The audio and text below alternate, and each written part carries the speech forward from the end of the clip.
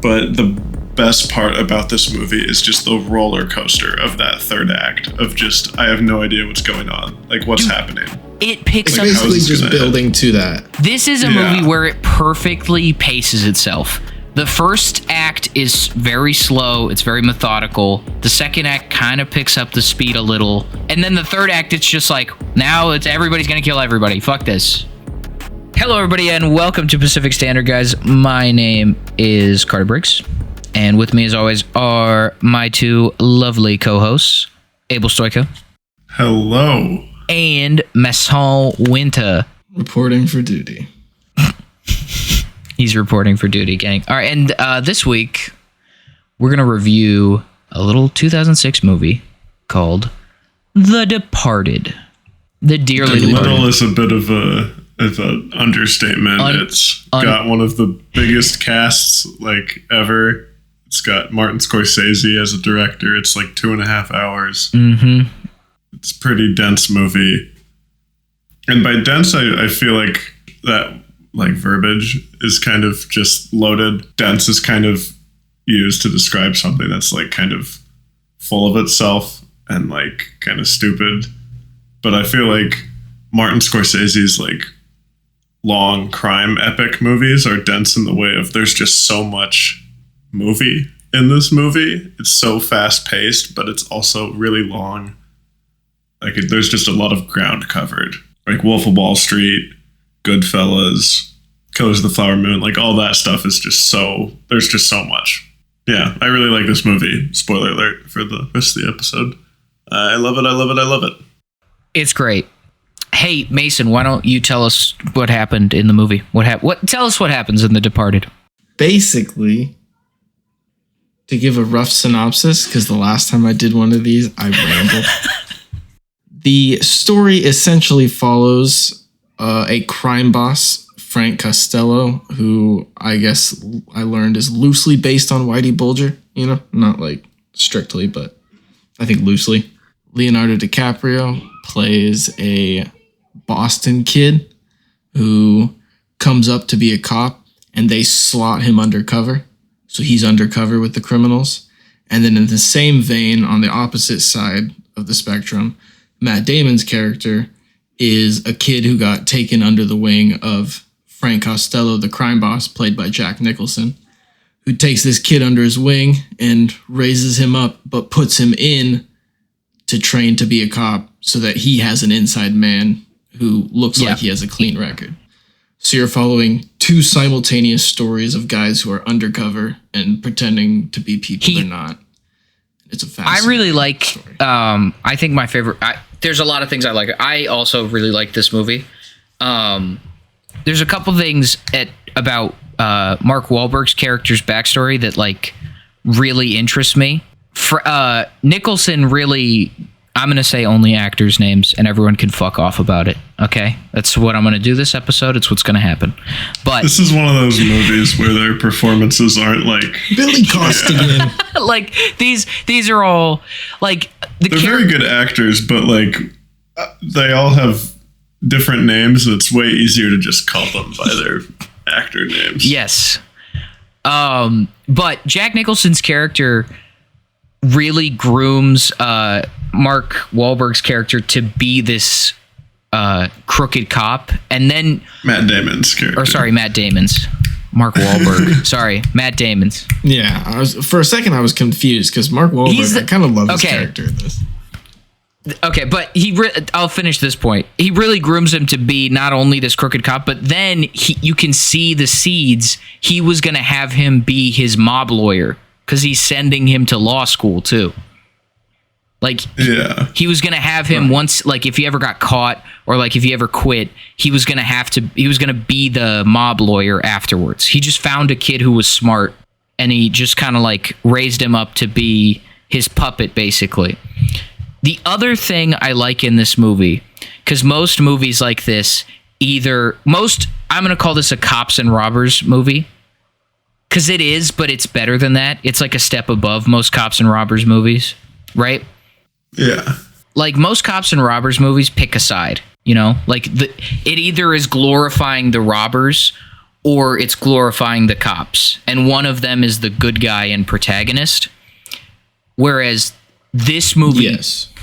Who you're emotionally like The Untouchables invested in. or Gangs of New York, which are both good movies. They're great movies also, but they pick a side, clearly, right? This movie does a great job of going, hey, everyone sucks. Hey, everyone's an asshole. The gang members are sociopaths, and they murder and rape, and they're sociopaths, and they're not good people. And the cops are crooked sociopaths who just have a badge, right? Like, yeah, and there's like, it's not like there's no good cops in the movie, quote unquote good cops, but like, but they're all assholes. Every character is an like asshole. The Martin Sheen, and then there's Alec Baldwin, who has my personal favorite quote of the movie that I won't save. I'll save till later, but he's very much like when Martin Sheen's talking about cops, he's just like, some people want to be a cop and some people want to pretend to be a cop. Alec Baldwin's character is like a pretend to be a cop kind of guy. Well, also, because he's just like, the thing about Alec Baldwin's character is that he's not dirty. Like, he's doing the job, but he sucks at it. He's shitty at his job. Yeah. Period. Like, the fact that he doesn't catch out Mark Wahlberg immediately or ever suspect him means... Matt Damon. It's just Martin Sheen and Mark Wahlberg who seem to have an idea of what's going on because they have the undercover agents. Why do I keep saying Mark Wahlberg for... oh, fuck. I'm blanking. Matt Damon. Damon is the fucking rat. Damon's... All these white guys look the same. They're all the same. They all have the same accent. It's so much. It's funny because Brad Pitt what I was gonna say quite nicely into this cast of white guys that look vaguely similar, but he's just a producer on this movie. Nah, Affleck. What do you mean? Oh, he totally would have as well. Affleck, I feel like Affleck... Brad Pitt was a producer. Affleck.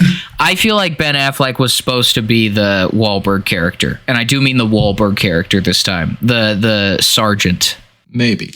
Back to your other point, though, about showcasing how everyone's a piece of shit. Did you don't find yourself rooting for Leo's character? No, I find myself rooting for Leo's character, but... And I don't think he's a bad character. He's just a cop doing his job. I just meant they don't, like... There's no point in this movie where you're like, oh, well, the Boston PD are doing a good thing, right? They're not in it to protect the two people. major player organizations aren't like you root morally. I think it's an image of criminals are not great people and they do terrible things, and the people who have to catch them don't always go. Yeah, they're not saints either. Well, they're not saints, and they're not doing it for any altruistic reason, right? No. And I'm not for fame and shit. This isn't me making a point, although ACAB, that was me making a point. Like, this movie, you root for Leo because at no point is he like in control. He's kind of forced into being an undercover, right? Yeah, he shows up out of training, like ready to serve as a cop, and they just shove him into Martin Sheen's office, and he's like, "You're going undercover, kid." They're literally like, "We're going to charge you with a felony, and then you're going to go undercover." And he's like, "Excuse me?" And they're like, "Fuck you." That's it. And like, he doesn't get a say. They gave him that pep talk. They're like, "You're going to be a real cop," and he's like, "Yeah, I guess I'll be a real cop." And then the rest of the movie, his life sucks, and then he dies. Yes. Well, first Wahlberg has to test him and just rib him about his past. He just calls his family fucking assholes and his dad an asshole. He lays into him. Ugh. Wahlberg is great in this movie. I think this is a perfect Wahlberg role.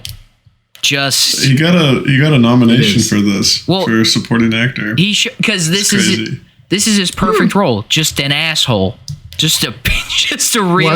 What I was about to say is you could feasibly just see him if he wasn't an actor. Like, he could have become that dude. He totally could have become that dude. Have you guys heard the story about him beating up a blind guy? He could totally be a asshole cop. I think, there's many stories of Wahlberg's shenanigans. Yeah, that's not even, what's it called? I think he's gone like in interviews and said that he based his performance in this movie off of the like cops that would talk to him when he got in trouble as a kid. of just being total hard asses who are trying to like scare you straight, basically. He was walling around. when he was mocking. Mocky mock. Now he just works out and he stays dripped out in municipal. Have you seen those videos where he goes like down head to toe, like showing off each piece of clothing he's wearing, how it's his brand? Hold on, Municipals drip. Oh my god, I have seen these. Yes, I have. Dude, He'll like show his underwear waistband. He has gone full circle. He was like a regular guy, and now he's back to being mock. Well, because he's like, how old is he now? He's got to be on the T. He's got to be on the T. How old is Mark Wahlberg? I think he's like 50. I'm telling you, he probably feels a lot. He's 50. Oh, he's definitely on the T. I'm looking at this picture right now. He feels like Marky Mark again. I'm looking at this picture right now. He's 53. Yeah, he's on the T, bro. He's on. he's roided up. That dude's roided. No shame, but like it just. No, I'm just saying. Like, this is my. I don't know how we got to steroids in this movie, but it's fine to do steroids. Nobody gives a shit if you do steroids. It is harmful if you do steroids and then you're like, no, it's natural. If you're like an influencer who does steroids and then goes, I'm all natty. I got this all natty. Yeah, I think the only stigma that started is because it's like not allowed in sports and competition. No, you shouldn't use them in sports and competition. Like if you're just taking a certain dose in like recreationally for health and for like lifting and for bodybuilding yourself. It's like not good for you though. It's like shortens your lifespan basically. Right, but like do whatever. So does drinking booze. Like do whatever you want. My point is do whatever you want. Don't lie to people and be like, well, you can like don't create body image issues for people by going all natural when you have shrunken balls. You know what I mean? Like there is a cost. There's always a cost. If in your life you think it's more important to be that jacked than to live 99 years or whatever, like, you know what I mean? Then that's a personal choice, and I got no problems. There's also a ton of top tier athletes who are taking these things, and the thing that's different is they're not taking exorbitant amounts of these substances. Mm-hmm. They're taking the amount you need to get the health benefits, to get the performance benefits. Anyway, off of steroids. But back to crime. Back to The Departed. Back to The Departed. I don't know. It's just a great movie. Everybody's such an asshole in it. They're all these Boston. They all have the fucking Boston accents. They're all pretty racist and homophobic, which is very Irish Boston cop and or person. I almost like part where Irish kind of people like are all was racist. Like, no, not Irish. Irish people from Boston are pretty fucking racist. Boston is a racist fucking city. I just thought it was funny how it could be construed that you just all Irish people made a racist statement. Also, my family is Irish, so I would be talking about that's just me going, Irish people are racist. Don't worry about it. Don't fucking worry about it.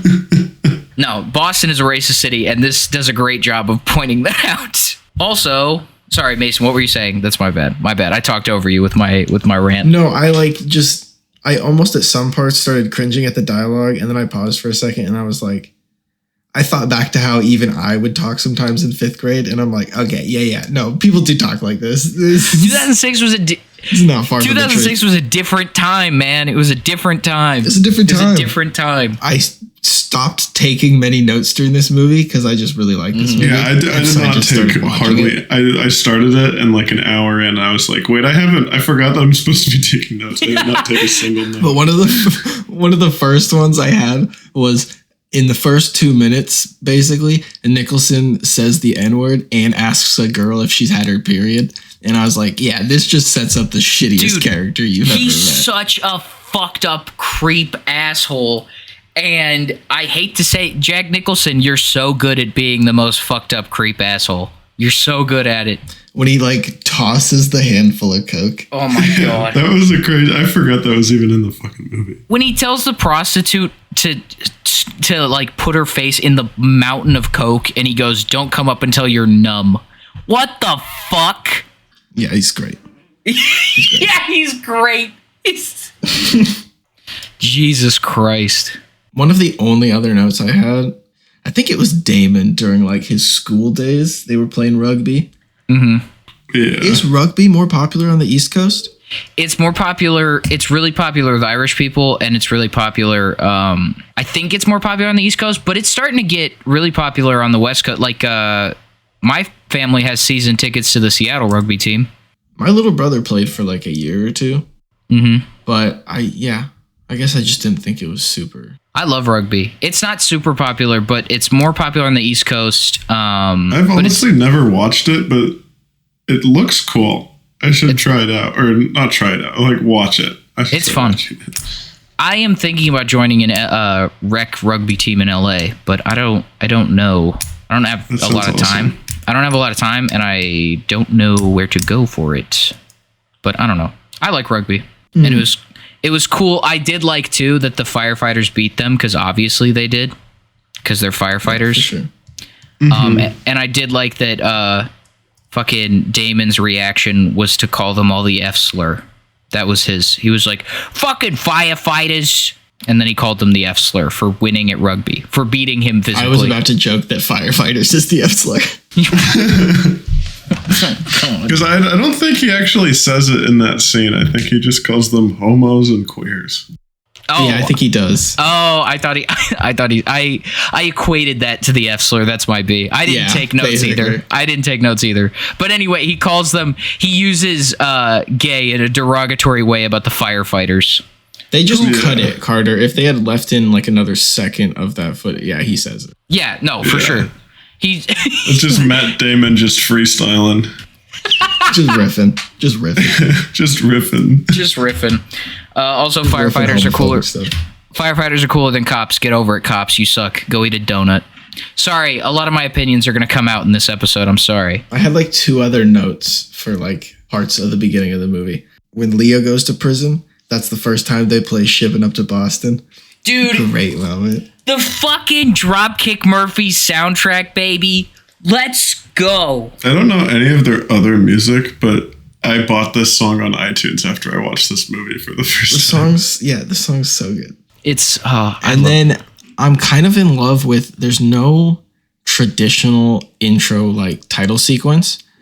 Like I checked the timestamp and it was like 2 minutes and 20 seconds in. For like 2 seconds, they flash a black screen that says The Departed in white text, and then it just instantly goes back to the movie because they're like, you don't need to know what the movie's called. We're getting into the story. We don't have time. We don't have time for this shit. Yeah. I kind of love that. We don't have time for this shit.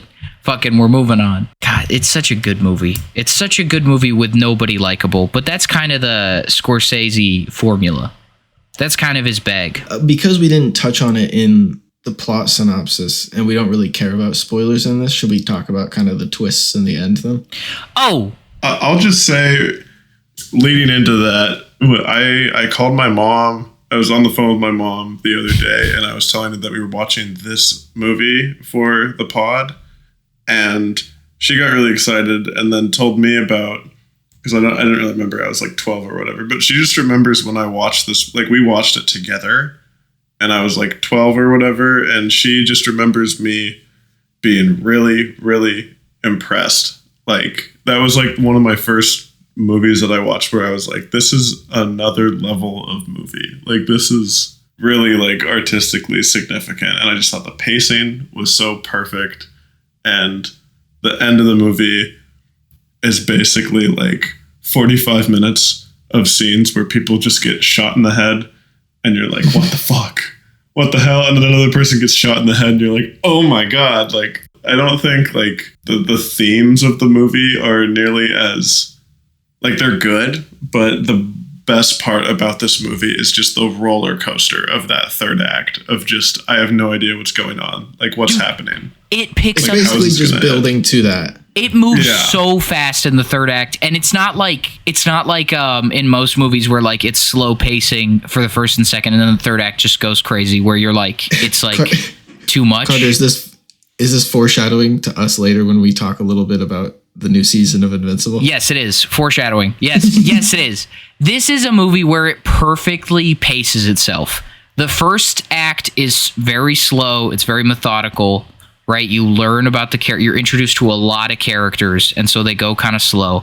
The second act kind of picks up the speed a little, where it's like it's a game of cops and robbers. Leo's calling Martin Sheen and he's freaking out. He's like, "You got to get me out of here, dude. You got to get me." It's just scenes and scenes of that, followed by scenes of Jack Nicholson calling fucking Damon and being like, to get the cops off his tail." Yeah, just calling him, being like, "Hey, can you find this fucking rat, please, before I kill you and your girlfriend?" And he's like, all right, okay, Jesus. And then the third act, it's just like, well, we found each other, and now we're going to kill each other. Now it's everybody's going to kill everybody. Fuck this. Now it's a Wild West shootout. And now there's no laws. Now fuck laws, right? Who gives a shit? Soon as Leo comes back to the police department, like, that is when everything gets off the rails. Like they have that conversation between Damon and DiCaprio. And then, well, I was going to say, isn't Martin Sheen the first domino? That is the first domino, but yes, like the rest of the movie is just anything can happen. Like, yeah, there's no anything can happen because he's the only one. He dies, and then Wahlberg quits, and so everybody who knew Leo's identity is dead or gone.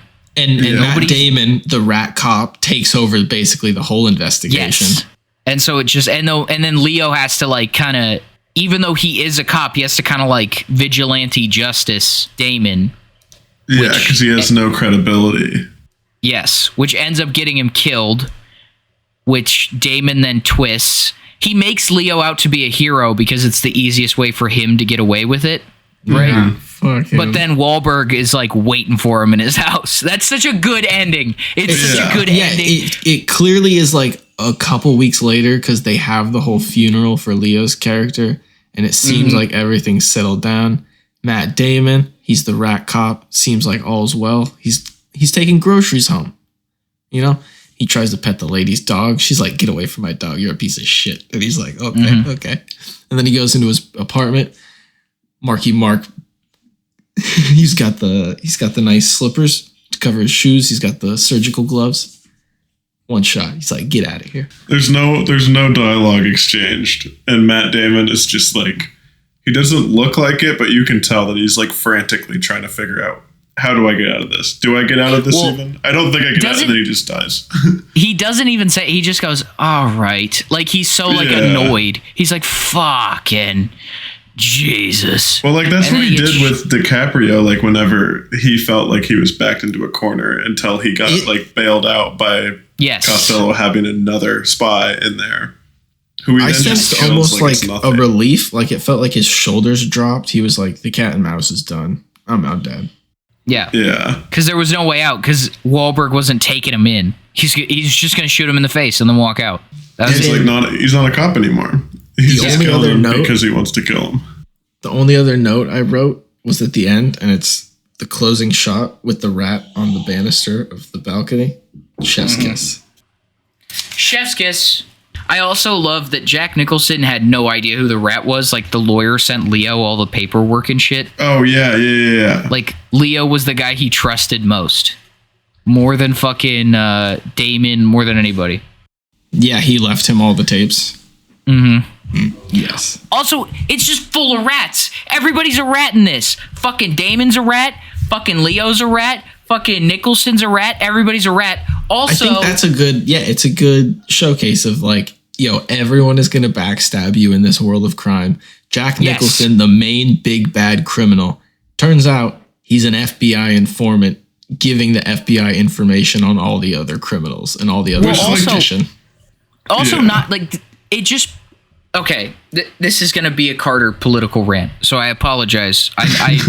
The FBI, historically, they do good stuff, right? Finding crime and serial killers is a good thing, right? I don't think we should be without an FBI. Not like they were created to take down the Black Panthers.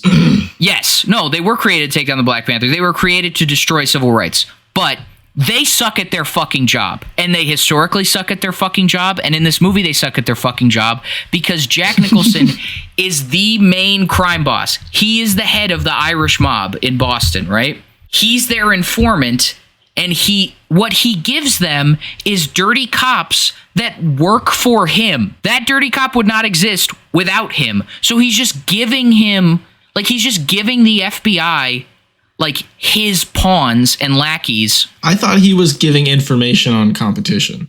No, because all the files are about Damon, right? Those to me seemed like personal insurance for himself. Yeah. I don't know. I guess. His relationship Maybe. with the FBI made a lot more sense to me when it's giving up the competition, because that is an actual...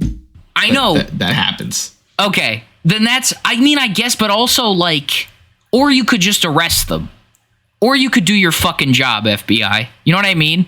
Like, yeah, it makes less sense when Jack Nicholson's character is the informant and the biggest boss in Boston. And the biggest boss. The one that they would ideally want to take down, the most. Like the one who's killing people in the streets and dealing the most drugs and like selling like technology to the Chinese government.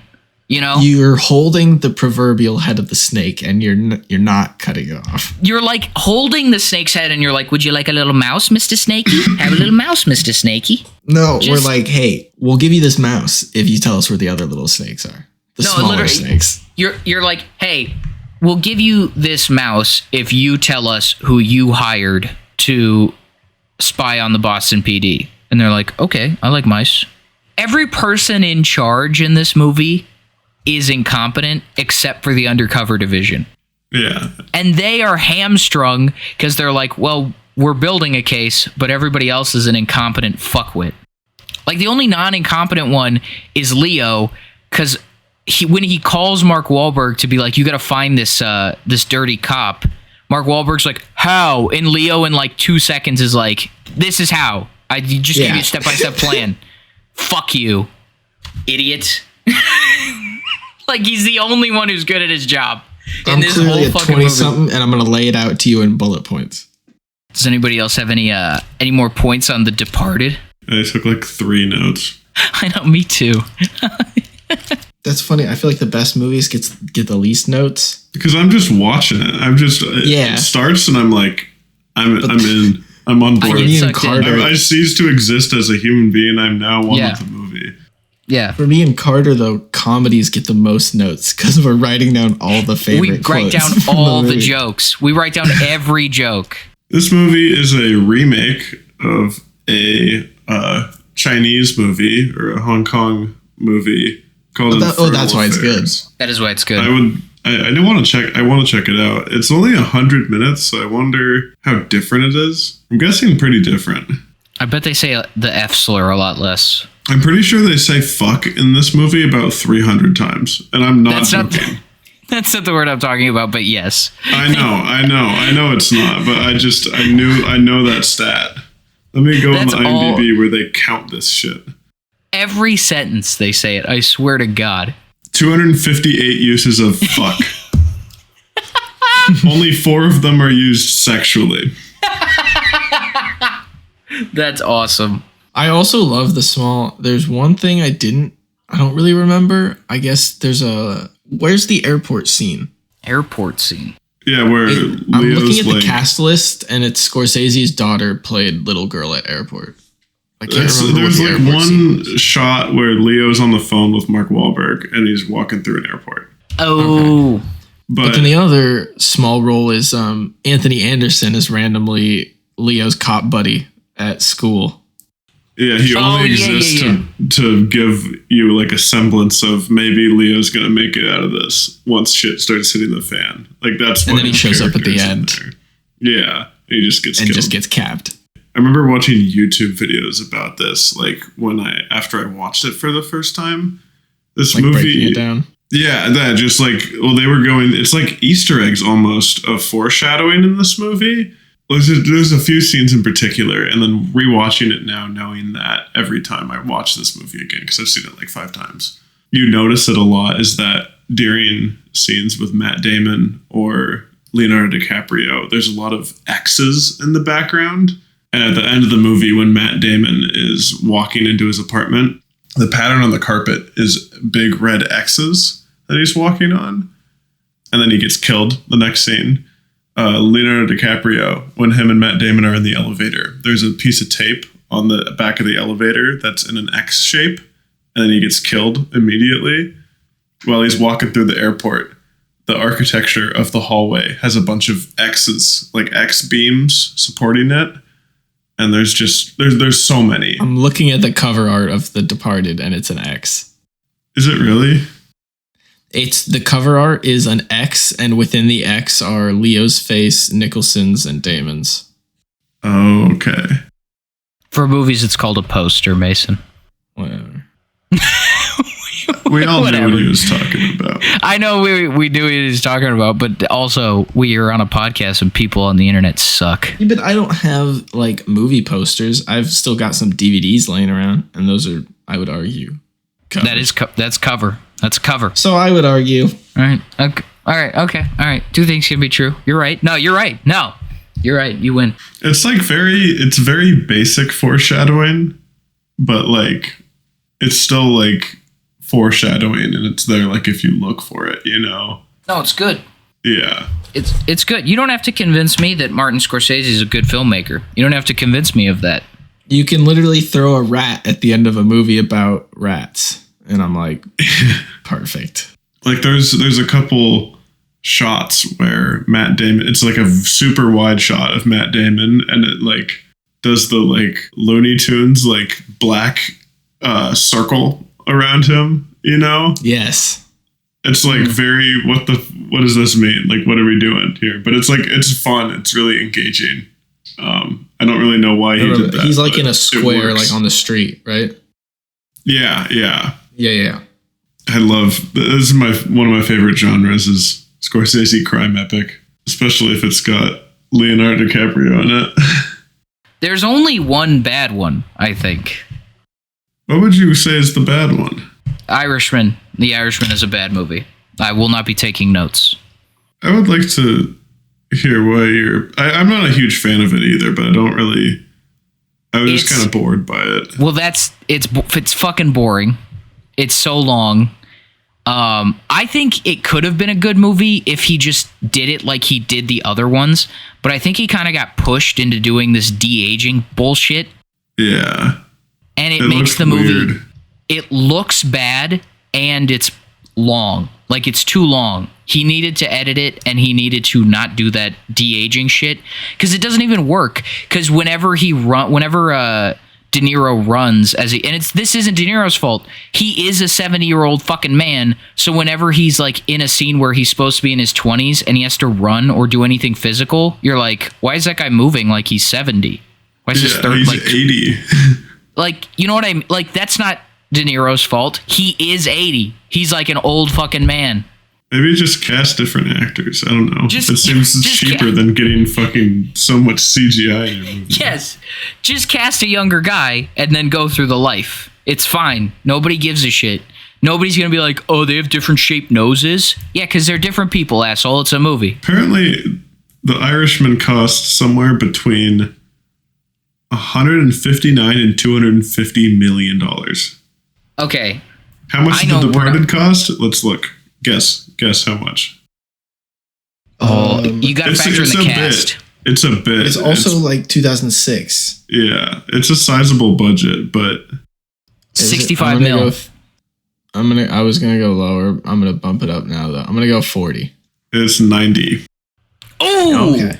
I just prices righted your ass, Mason. Which is still a lot of money, but that's like, I don't know. I feel like that's cheaper than what it probably was, which is probably around $200 million, you know? Yes. The Irishman cast is good, but like, I guess The Irishman is also like 3.5 hours. It's 3.5 hours, but never like mind, also, I don't have a point here. Can I give a point? Because The Irishman is a Netflix movie. Can I give a point? And we're not talking about The Irishman, but this is a point about streaming. And I know it's weird to put this in the Departed episode, but we were talking about this has been on my mind a lot. We ramble. This is the show. We ramble. Here's my streaming thing. Streaming could be a very good and very artistically helpful industry, and they refuse to make it so. And I had this thought this week. So the way movies work, and this, everybody knows this. I'm breaking it down because this is how my point is going to come across. Okay? The way movies work and how you make profit on movies is you budget the movie for how much you think people will pay in total to go see it in ticket sales, right? So you budget the movie and the promotional budget. You put those together, and then if you put it into cinema, you put it into the theaters, and if you make more money in ticket sales, that movie gets a profit, right? That's how the movie industry works. Yeah. TV works because you sell ad space, you budget your promotional and your TV, like your show, and then you put the show on a channel, you sell ad space, the ads pay your revenue, right? And you use like Nielsen and like other metrics to figure out how many people are actually watching. Yes. So you know how many And ads then- to sell next time.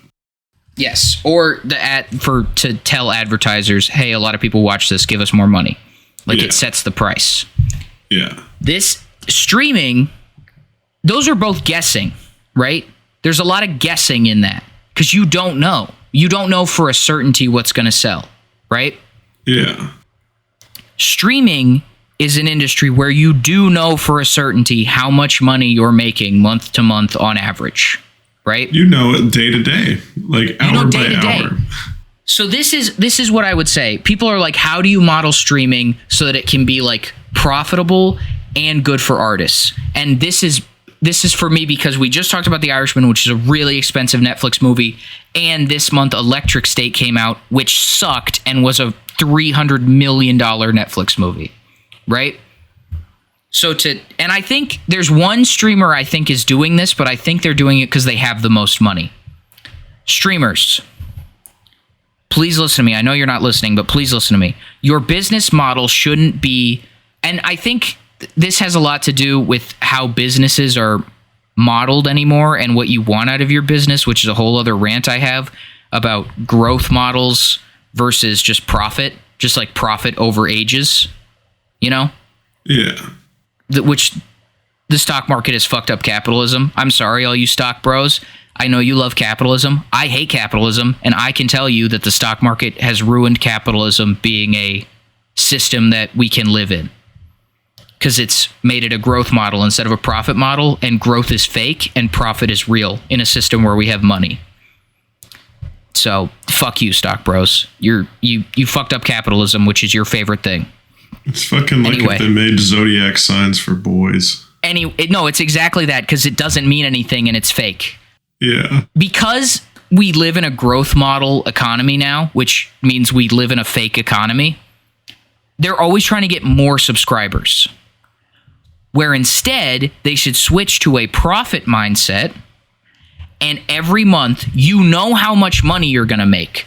So you just take aside what it costs to, like, maintain the website, right? To maintain the service. That's Like part of your nothing. cost. Nothing, but that's part of your cost. You have to pay for it as a business. Yeah. And then you budget so that you make like a nice, like tidy 30, 40% profit. And then you know your budget for the month and you make a number of shows or movies based off that profit or based off that number. And then you always have content coming out, or you can lump together a couple months and make a movie. You see what I'm saying? It's the only industry, it's the only part of this industry where you know how much money you're making.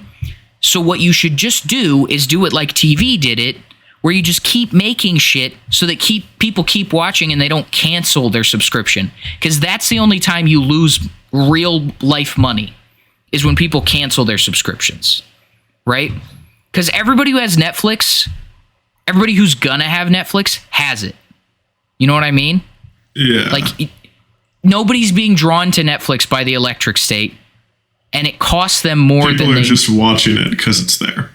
Yes. Because the So fucking algorithm is telling them Electric State now. And it also gives you the opportunity to just make weird shit, because you don't have to like get all those views. You're literally just pumping content into the machine, right? So if people watch it and like it, great. But if people don't, you didn't lose any money. You just were putting content out there. And I think Disney Plus is the only one that's doing it, which makes me feel sick because Disney is really a disgusting company right now.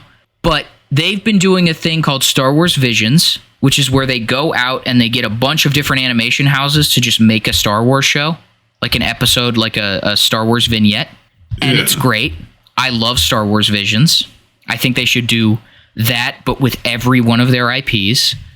And they just released a show, which I was going to talk about in watching what we were watching. But they just released a show called Win or Lose, and it's Pixar's first show, like series.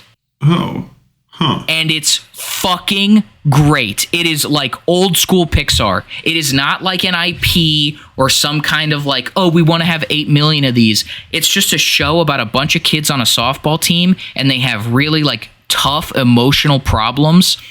And it explores it in a fun, visually interesting way. And it's great. And would it have made money if it like aired on TV? Fuck no. But I think Disney has realized people just want to watch shit. Just put out a bunch of shit on your fucking platform. Their company is the IP to an extent. Yes. Like they own a lot of IP, but like them just saying, hey, Pixar has a new show. People will be like, I want to watch Pixar. Or they're just like, we have Disney Plus because we have kids and people like Disney movies, but we'll cancel it if like there's nothing new. Yeah. So here's a new thing. Boom. It's also Disney. This is my last point. With that in mind, Disney, make another Fantasia. You fucked up Fantasia 2000. We all know it. You had Steve Martin host. It wasn't as good as the original Fantasia. Do another Fantasia. Now is the time. Streaming is the perfect time for Fantasia 2025. It's the 70th anniversary. It's like a fucking... It was Disney 100. You should have done it then. You fucked up. But it's fine. Do it. Do Fantasia. Sorry. That was it. That was my streaming rant. I apologize. Is there any... Not like devil's advocate, but is there any credence to like streaming platforms doing things like...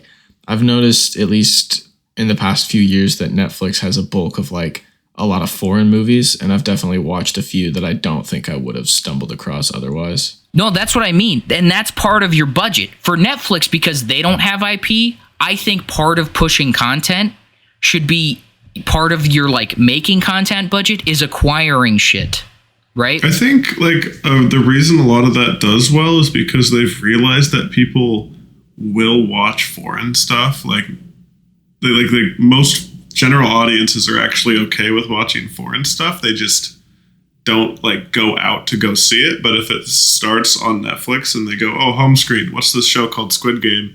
And they start watching it and it's like obviously dubbed. They don't really care because they're like, oh, well, I'm already starting to watch it. And then they just get hooked, you know?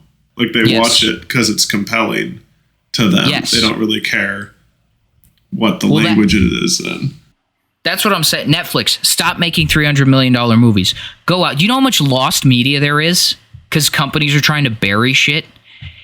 If I was Netflix right now, I would go out and I would just find all that lost media, get the rights to it, and throw it up on my platform, just in perpetuity. You know what I mean? And just like keep it there. Like the reason that something like the Electric State exists, or like if you guys even remember the Tomorrow War, another Chris Pratt streaming like huge budget action movie. Amazon Prime, that one. Yeah. All these fucking companies just want to own Star Wars, but Disney owns it and they're never going to give it up. So they just keep trying to manufacture it. And it never works because there's too many fucking hands meddling in everything. They got too many shareholders to please. They're not concerned about making what works. They just want that one huge budget thing that's like sci-fi, but also comedy, but also like adventure and romance. They want like a huge 4-quadrant movie at home. But I don't really think like this is why Stranger Things is still fucking going like how it is. Like it was originally supposed to be an anthology show, and then they just people loved it so much, and Netflix is like, we want our Star Wars. This can be our Star Wars, and it kind of is. Honestly, it's huge. It's their best IP. They tried to do. That's what they tried to do with fucking Avatar, the new Avatar show, which I couldn't even finish like an episode of. This is another thing. And that what you said is exactly the growth mindset I'm talking about. They're trying to pull in more people when what you should be doing, because you've already done it, Netflix. You pulled in all the people. Nobody watches TV, and now it's more expensive to watch shows, right? You've pulled them in. Now just keep them happy. Because I'm at the point where, like, I'm going to cancel Netflix.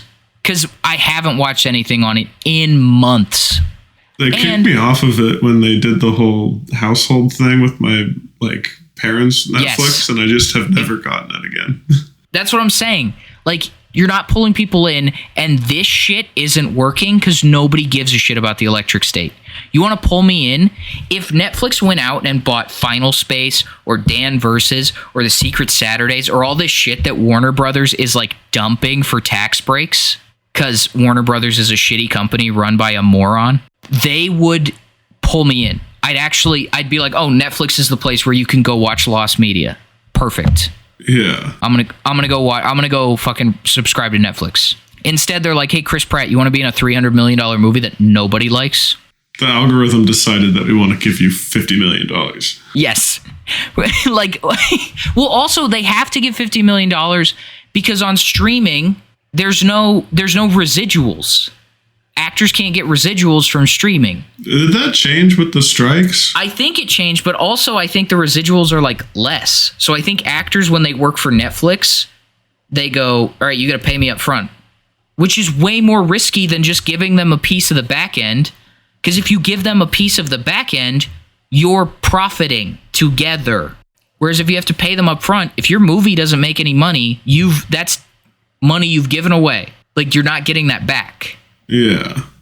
I don't know. It just seems like nobody gets what's happening. It just seems like a very simple solution to just like, your budget. It is the only time in art you know your budget. This is like, it just makes me think about HBO pre-Warner Brothers like takeover. Is because like HBO, like I wasn't watching HBO actively when they were like airing these shows, but the quality of the shows that like are out there, like The Sopranos, The Wire, like they built their brand on being a place where you could watch like movie quality television. Yeah, home box office. That's you would just name. Subscribe to it and you would watch whatever show that they were doing at that time. Like, and it was quality. And I don't think they had like huge price surges or like that often. And it was just like slow and steady. We're making more shows. Some of them are like Game of Thrones where they're big, but like their business model wasn't based on changing plans every 3 months and like pursuing eternal growth. Like it was very slow and steady. We're providing our subscriber base with what they want at a consistent rate instead of trying to pull in as many people as possible all the time. That's the profit model. Just like we will profit over time instead of growing all the fucking time, so we can dump a bunch of stocks. Yeah. Right? A bunch of fake fucking money. Anyway, that's my streaming rant. We're way off topic. So off topic. Anyway, should we talk about what quotes we loved in The Departed? Yeah, Mason's probably got a good one. I've got an honorable mention and my quote. Both Jack Nicholson. Yes! All right, you didn't steal mine. Fuck yes. My honorable mention, when Jack Nicholson meets Matt Damon's character as a child, and he's like, were you good in school? Yeah, I was too. They call that a paradox. And I love that because Jack Nicholson is aware he's a piece of shit in this movie. Mm-hmm. And then the other one that was my actual favorite quote was also him, but it was a more like a real quote. He was like, I don't want to be a product of my environment. I want my environment to be a product of me. That's a great quote. That is, and I think it encapsulates a crime boss, you know? It's such a good line. Achieve greatness, even if it's through bad means. But also, like, his environment is just there to create more people like him.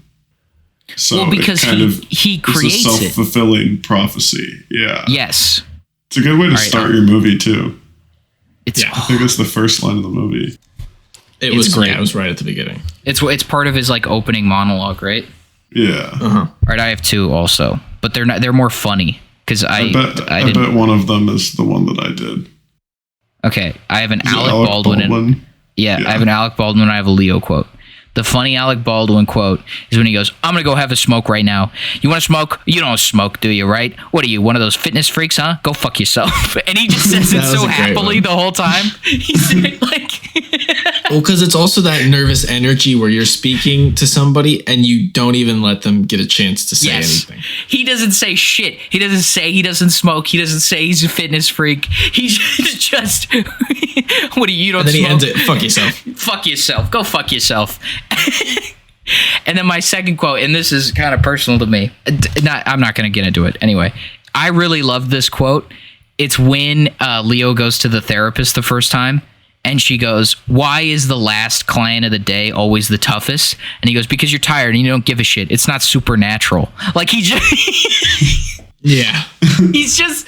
Leo is so much smarter than everybody else in this movie. Like he's always... Yeah, he goes, "Hey, you're a therapist. You're not a superhero. You're a human.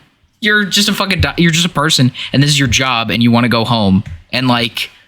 To you, this is a job, but to me, I'm like, you're my only contact with the inside world, and I'm in hell, right? Yeah. It seems like everyone is like clearly in their 30s and 40s and pretty set in their ways, and it just took this 20-year-old to look at things slightly different to point it out to all of them.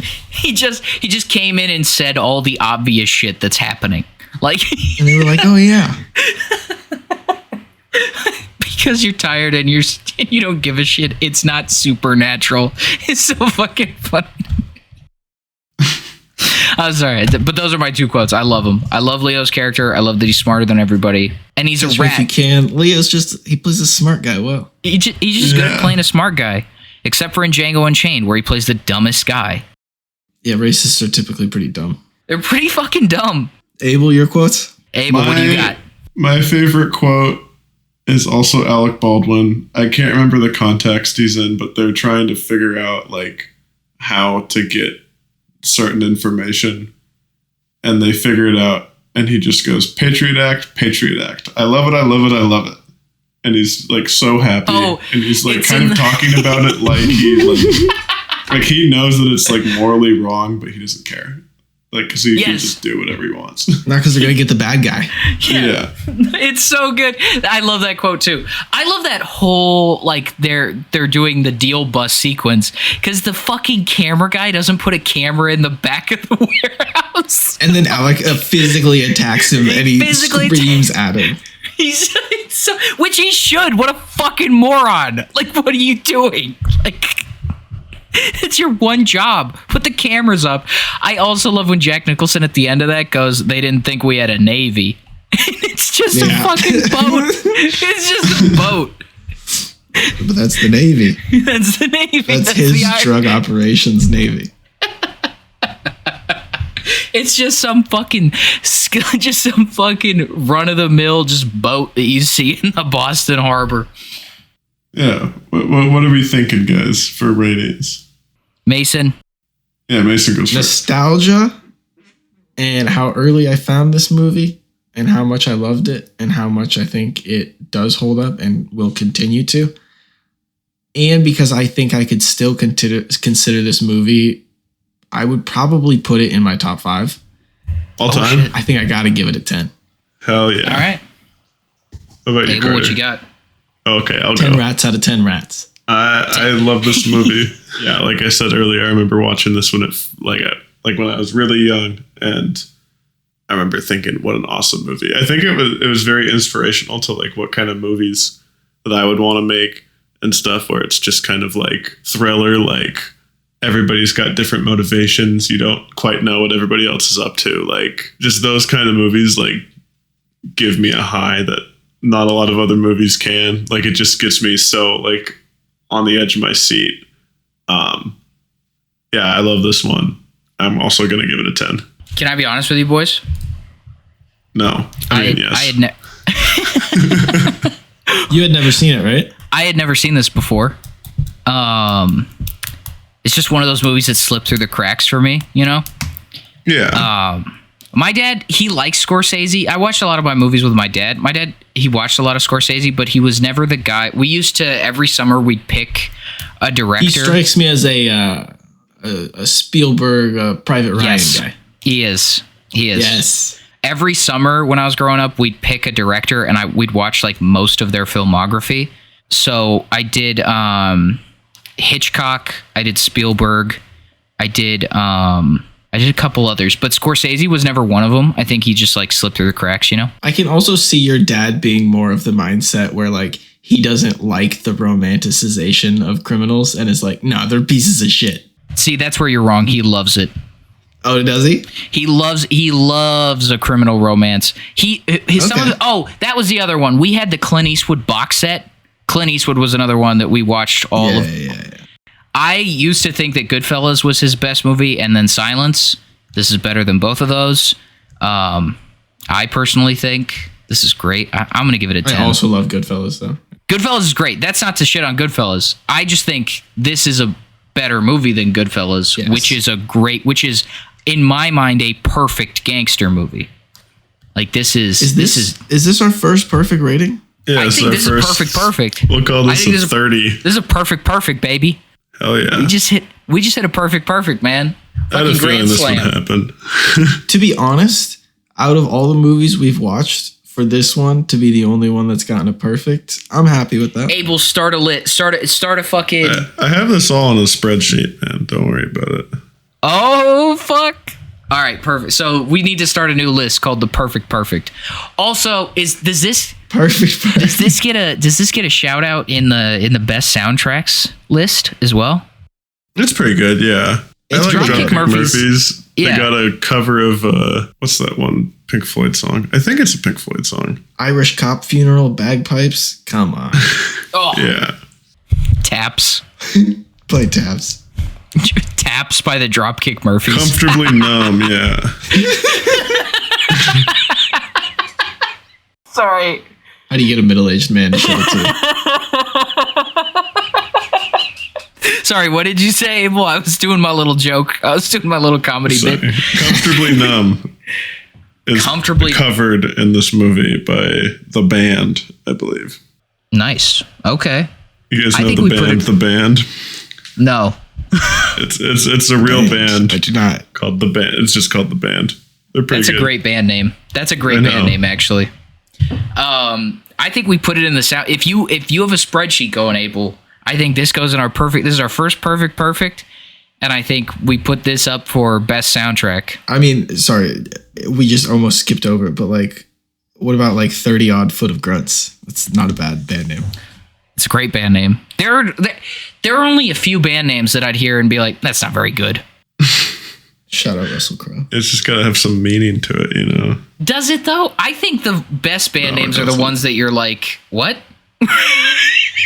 Anyway, great move. Should we move into a bit of what we've been watching this week? Yeah, what we've been watching. You guys gonna spoil Invincible for me?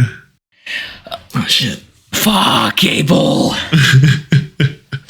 Why don't you go first, Abel? Because I think me and Mason share some. Okay. Yeah, we'll skip over. See, I did watch a few movies. Starship Troopers. I rewatched that. Great movie. Yeah, it was just everything that's going on in politics and the news and the world inspired me to watch this again. What are you talking about? That's not about anything. Starship Troopers isn't about anything, Abel. Starship Troopers is basically just like if they made a Halo movie. It's just bugs. Yeah, they're bugs. They're not people. They don't have thoughts or feelings. They deserve to be afraid. They're just bugs. Isn't Neil Patrick Harris in that? Yeah. What a good movie. It's hilarious, but it also just is so darkly like, fuck. We're so fucked. Yes. God damn it. Yeah. Anyways, that movie, if we ever watch it, that's a 10 for me. Yeah, and then I pirated Captain America Brave New World because I didn't want to give Disney any money. Oh, what were your thoughts? It was fucking atrocious. It was so bad. I still haven't seen it. Oh, you didn't? I saw it in theaters with Hunter. I don't live with you guys anymore, man. I know. It was like if they put the second and third Captain America movies into a blender, fed it to ChatGPT, and said, just make it kind of bad. Like, and then did they add and make it a Hulk sequel also? Could you also make it a Hulk sequel? Yeah, there was no like new characters. My favorite, like I can forgive like a bad MCU movie like Ant-Man and the Wasp, Quantumania, because in the end it has like a Loki stinger and then just like a Kang stinger, which isn't going to go anywhere anymore. But at the time it was like, holy shit, this is crazy. What does this all mean? There's nothing. The end credit sequences are basically nothing. Like they might as well just not have even been in there. That's because they don't know where they're going because they were banking on Kang, and then Jonathan Majors was a bad guy. They don't know where they're going now. So they're just going to do Battle World. That's it. They're just going to take Secret War from the comics and do it. Yeah. That's what they're going to do. Anyways, yeah, Captain America, Brave New World, I give that a 3, which is kind of being generous, honestly. It should probably get a 2. Also, didn't they give the Falcon a nanotech fucking suit? No, it's not nanotech. It's pretty... But isn't his helmet like nanotech? Like his helmet like fucking... Oh, I think maybe. Dude, I can't even remember. I watched this like a week ago. This is going to be a very quick rant. No more fucking nanotech. That's your gripe? No, I'm sick of it. It doesn't look good. It never looks good. It's like not like tactile. I don't know what it is. I see that and I hate it. I always hate it. I don't like it. It looks cool when they introduced it, and then every time afterwards, it just looks super cheap. Like they did something kind of similar for Thor: Love and Thunder. Like they have his mask like go over his face, and it's just like you just didn't film it with a mask and then did it in post. Like it looks so bad. Anyway, that's it. That was my quick complaint. What was your other movie, Abel?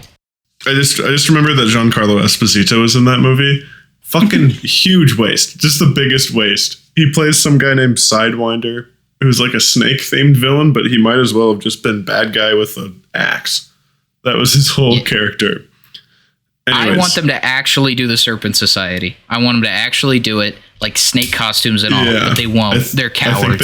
I think they hate the Serpent Society, honestly, with how they've been treating them. Like, you know how Captain America Civil War got announced? You remember that? It was like Serpent Society or something. But also they did in the Comic-Con presentation. And the first thing was like Captain America, Serpent Society. And then they went through the whole slate and they said, actually, it's going to be Civil War. Like literally 40 minutes later.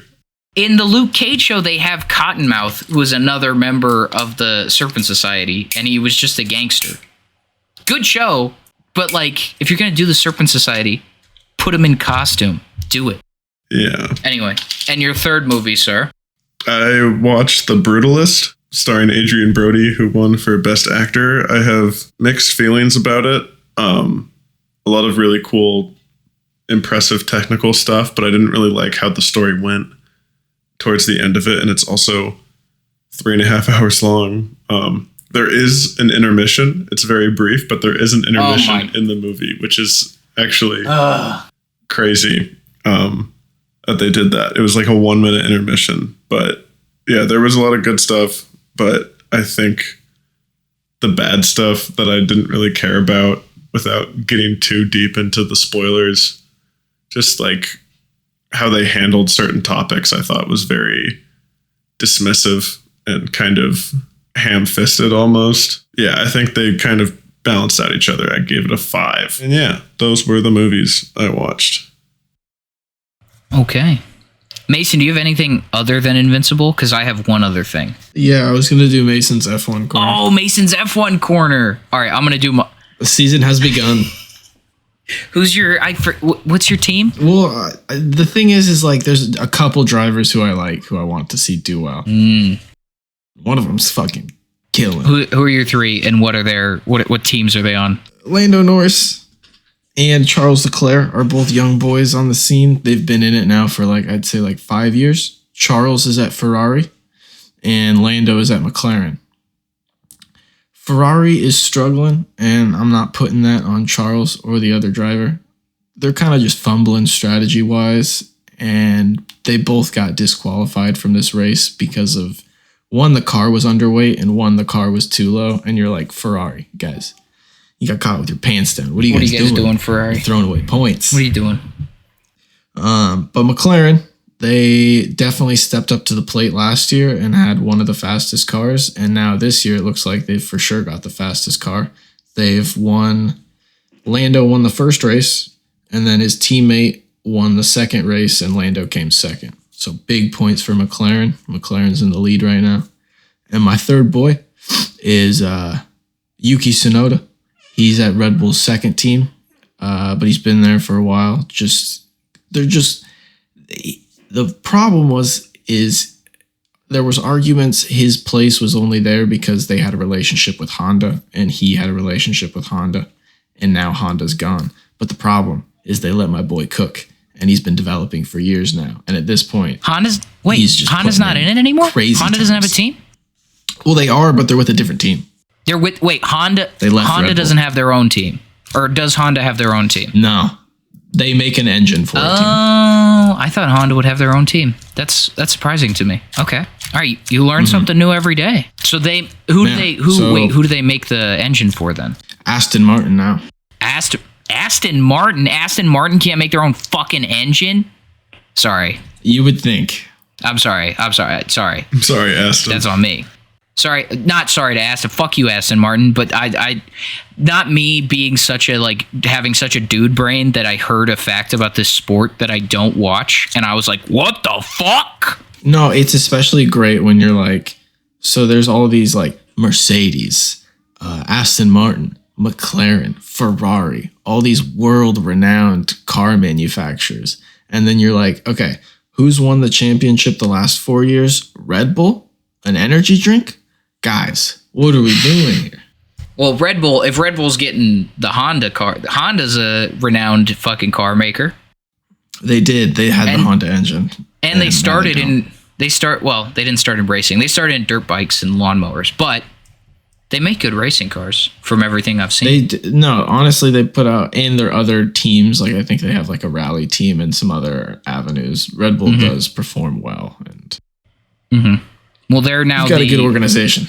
They've taken the X Games. I think they've taken that kind of like niche in the market. You know what I'm saying?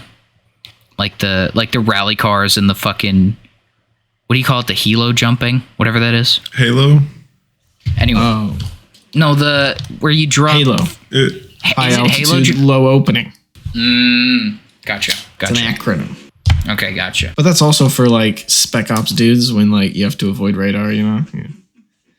You dive as long as you can, and then you pull it. Anything else to add in F1 corner, Mason's F1 corner?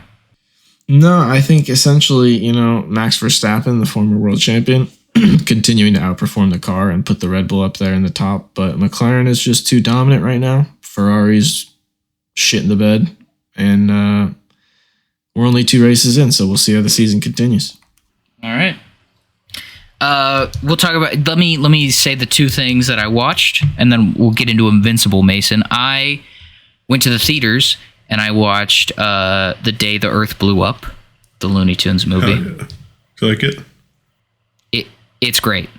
It's a great funny movie. It's actually funny. It's actually great. It's got a good plot. It's got good characters.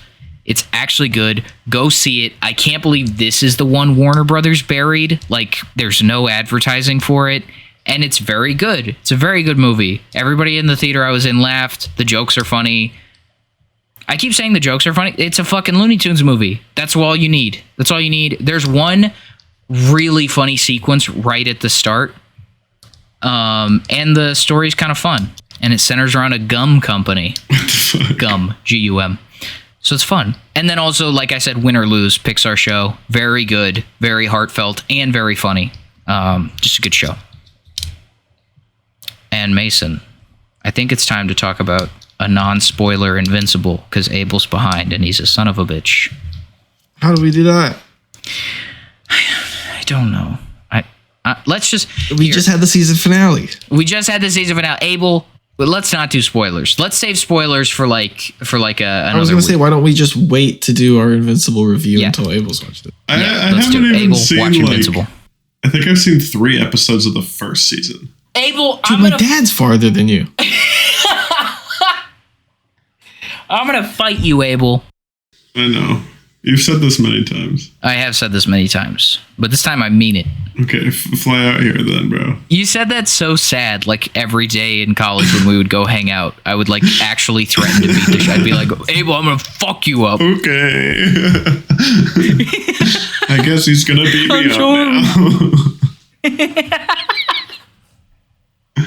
We're friends. I was actually Abel's bully in college. Abel had a high school bully in college. That's what he had. Yeah. And it was me. And he kept inviting me over to watch hockey games and shit, which I was very confused about. I was like, Abel, what are you doing? What? I don't want to watch hockey. I want to punch you and ask for lunch money. Give me your lunch money. Give me your Coug cash, you son of a bitch. I don't think we should talk about Invincible. Because Abel hasn't seen it. Well, no, I have not seen it. No, that's true. And Abel, I am going to fight you if you don't watch it soon. Abel, it's like 8 episodes a season.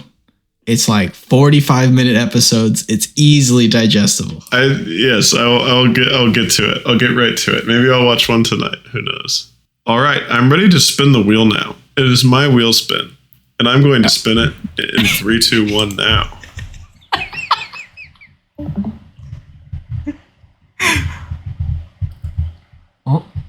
No, please, no. No. A fucking musical? Fuck! Did I put this on here? You did. Why did I put this on here? This definitely. Why did I put this on here? Oh, man. Do I even have a musical that I want to watch? We're all so distraught. No. This is the worst option. Just pick. Oh, no. Can we collectively, as a council of elders, can we veto this? No. How about no. I'm gonna do The Wheel I'm is gonna God. extend this to music themed movie. Baby Movie Driver. with a lot of Lemonade music. Mouth. Fuck. This is okay. I'm looking through movies that I have seen. I gotta do movies that I've seen, right? Not necessarily, but yeah. If Abel really wanted to get us a lot of views, he'd pick Lemonade Mouth. Am I right, Mason? Oh, yeah. You guys really want to watch Lemonade You Mouth? fucking love Lemonade Mouth. Determinate. The rap sequence in Determinate, holy shit. Adam Hicks. Oh, my God. Dude, Zeke and Luther? Oh my God. Bro, he's on the keyboard and then he starts rapping. Abel. I'm telling you. Abel. Okay, let's watch fucking Lemonade Mouth. Fine. I succumb to peer pressure in the face of musical. I feel 3 bad. cheers for What victory. other musical am I gonna do? I don't want to watch anything. Okay, all right. Okay. Let's do Lemonade Mouth. I'm hyped. I did watch this once when I was a kid. I don't remember hardly anything except for that Determinate song, and then like that. I just remember that scene where they're like just deciding, oh my god, we should be a band, you know? And they have that like Yeah, and they're all drinking lemonade. They're all looking at each other. Where they crack the lemonade cans. Ooh. I can't believe that's you what got we're watching. musical. I can't. Okay. All right. Well, that was a good ep, guys. Email. Oh, let's check the email. I'm checking the email. Do we have any? Can't take it. No emails. Nobody likes us. Anyway, thanks for listening, guys. Check us out. Email us. Fucking email us at gmail.com. We will be getting these episodes on Apple Podcasts and all that shit next month. I swear to God. But yeah, email us. Check out the YouTube. Check us out on Blue Sky, TikTok, fucking Instagram Reels. All Episodes the places. every Tuesday. Every Tuesday. Yeah, we'll be back next Tuesday talking about Lemonade Mouth. We will be back talking about Lemonade. Bye, guys. Bye. Take care, everybody.